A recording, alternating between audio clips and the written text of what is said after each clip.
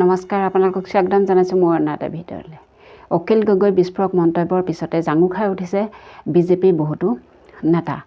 গতিকে যিটো সময়ত অখিল গগৈ ডাঙৰীয়াদেৱে কৈ আছে যে বিজেপিয়ে তেওঁক সেৱা ল'ব লাগিব, সেৱা কৰিব লাগিব, তেওঁ আশীৰ্বাদ দিব লাগিব, তেতিয়াহে বিজেপি চৰকাৰ 2026 চনত জয়লাভ কৰিব। বহুখিনি বিস্ফোৰক মন্তব্যৰ পিছত বহুতো ডাঙৰ ডাঙৰ নেতা বিজেপিক জাঙুৰ খাই উঠিছে। নুঠিবনো কিয়? বিজেপিক হৰুৱাম বুলিয়ে তেওঁলোকে আজি কত বছৰৰ পৰা বিজেপিৰ পিছে পিছে লাগি থাকিও বিজেপিক মেডালৈ হিলাব পৰা নাই। গতিকে যি টি কথা কৈ হ'লেও বিজেপি পৰাজয় কৰিম বুলি তেওঁলোকে উঠি পৰি লাগিছে। লগতে কৈছে যে অখিলদেৱে কংগ্ৰেছৰ বহুতখিনি পাৰ্টি একগোট হৈ 2026 চনত বোলে বিজেপিক হৰুৱাব। কিন্তু সেই আশা তেওঁলোকৰ পূৰণ হ'ব জানো? আপোনালোকলৈ এটা ভিডিঅ' লৈ আহিছোঁ। সেই ভিডিঅ'টো চাই কেনে পালে কমেণ্টত জনাব বুলি আশা ৰাখিলোঁ। বলকচোন তেনেহ'লে ভিডিঅ'টোৰ মাজলৈ আগুৱাই যাওঁ। অখিল গগৈৰ আশীৰ্বাদ নালাগে নহয় বিজেপি চৰকাৰ গঢ়াৰ কাৰণে। তেওঁ কোনে সুধিছে তেওঁৰ আশীৰ্বাদ লাগে বুলি? মই ভবাই নাছিলোঁ তেওঁ যে আশীৰ্বাদ দিয়ে বিজেপিক। এতিয়ালৈকে হোৱা নাই এইবিলাক।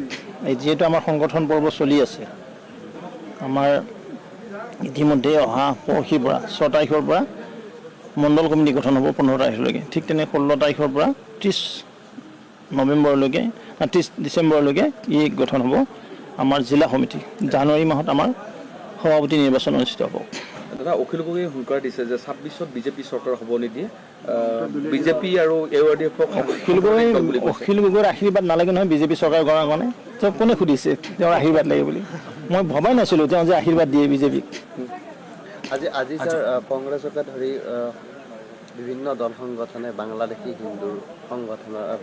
হিন্দুৰ সুৰক্ষাৰ কাৰণে প্ৰতিবাদ সাব্যস্ত কৰিছে। ভাল কথা, দলেও ভাল কথা। মই আৰু আপোনালোক ব্যৰ্থ বুলি কৈছে, বিজেপি চৰকাৰ ব্যৰ্থ হৈছে।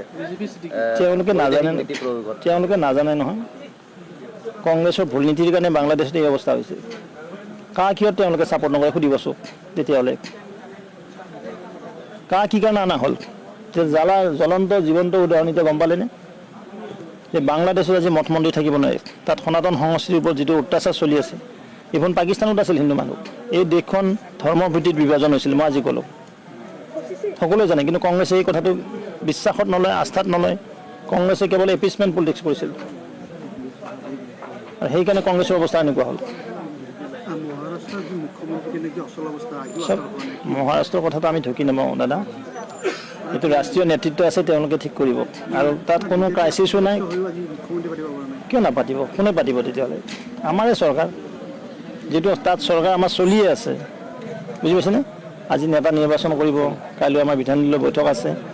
পৰ্যায়ক্ৰমে যায়তো বস্তুবিলাক। চাওক, মই এজন কাৰ্যকৰ্তা, বুজি পাইছেনে? মই মন্ত্ৰী আছিলোঁ, গম নাপায়।